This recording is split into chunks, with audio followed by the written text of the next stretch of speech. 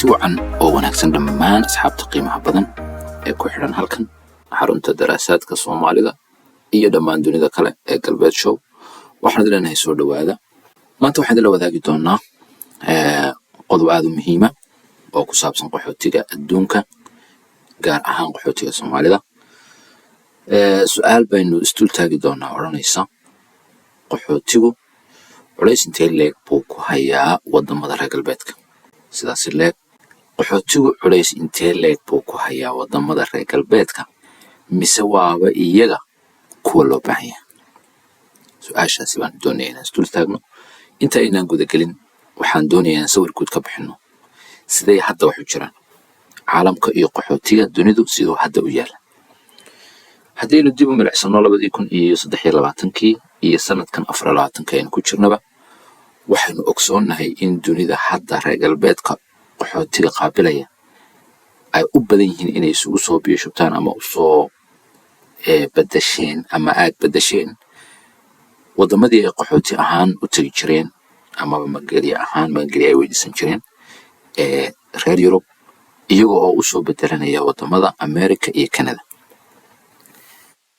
qisooyinka dhacay waxa weeye aynu ogsoonnahayna waxaa ka mid ah in wadamo badan oo qaxootiga qaabili jiray dadkii intay kasoo baxaan ay usoo wareegaan America iyo Canada. maxaa keenay? wadamadiisa laga soo wareegay xaalkooda maxaad ka ogtaa? waxaynu ogsoonnahay wadamadii reer Yurub in dhaqaalahooda hoos u dhacay laga bilaabo markii wadamada dadkii qaxootiga ahaa magangelyo doonka ay kasoo baxeen.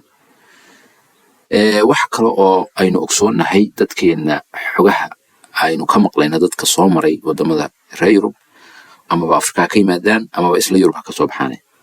kuwa iyaga Yurub ka soo baxay waxa qabadoo laga yaabo qofkii markuu sharciga haysto wax dhib laga dareemi maayo, qof baxay oo kale buu noqonaya.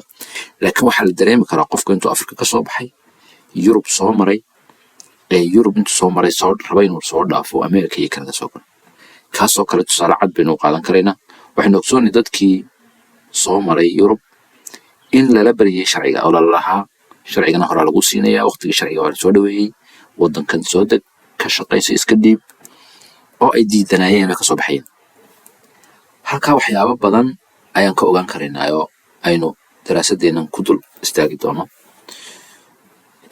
intaynaan halkaasi dul istaagin waxaan rabaa inaynu ogaano qiime intee leeg bay leeyihiin qaxootigu amaba wadamadani baahintii leeg bay qabaan.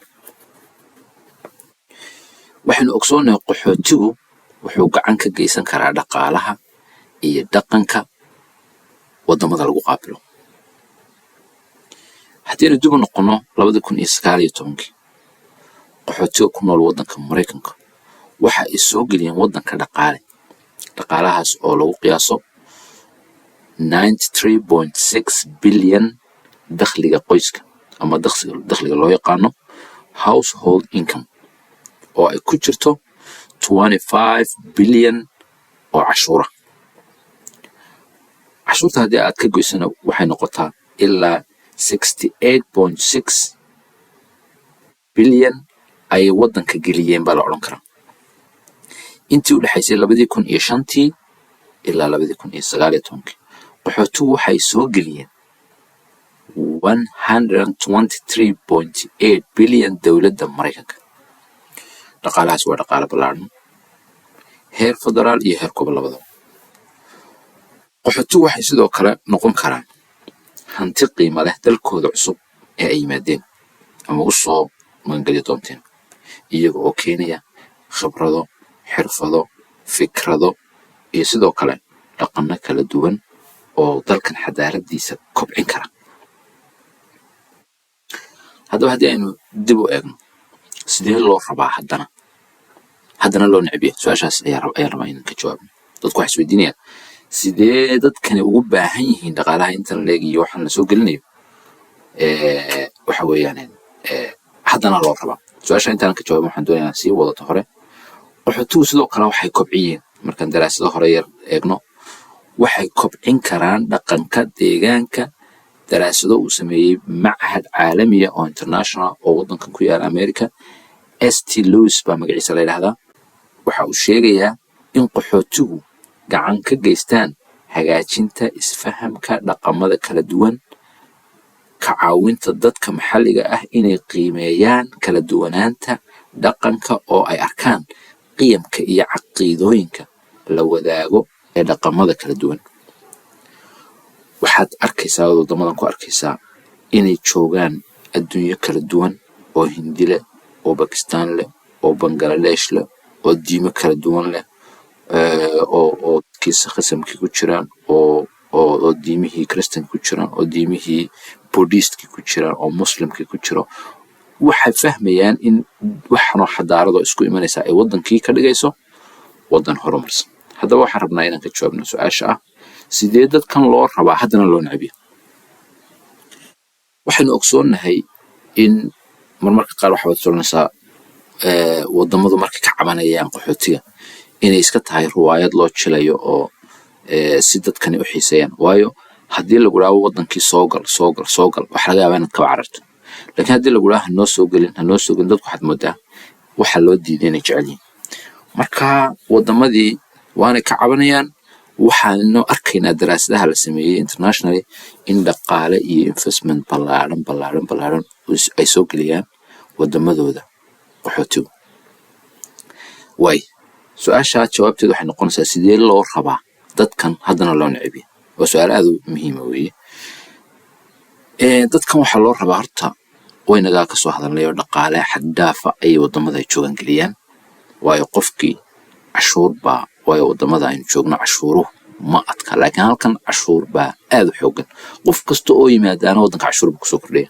cashuurtii waddanka soo geli jirtay extra waxa uu qofkan soo galay cashuur buu bixinaya. marka laga reebo householdka iyo incomeka kale, marka laga reeba cashuur tax dowladda ah buu gelinaya. sida loo rabaa horta waa sidaa. see loo necbiya baa taallo. dadkii labay u qaybsan yihin. dadku waxay u qaybsan yihin dad smart ah oo leaders ah oo waddanka hogaamiya oo garanaya dhaqaalaha iyo incomeka ay waddanka soo gelinayaan, iyo dad wax magarata ah oo jaahila oo beeraleya oo xoolo dhaqata ah oo shaqadii dadkan ku qabsadeen ay u muuqato, ama dad nolosha ka dhacay oo shaqadii ay qaban lahaayeen banishment iyo ciqaabo iyo wax walba intay fuuleen waxba qaban kari waayey. dadkii soo galootigiina shaqo galeen. kuwaasi way ku necab yihiin, waa run. kuma rabaan. waxay rabaan iyagu in iyaga lagu khasbanaado dalka, ama dhaqaalaha soo galo ama yuu soo gelin. waa in iyaga lagu khasbanaado, iyagu shaqeeyaan. taasay iyagu rabaan.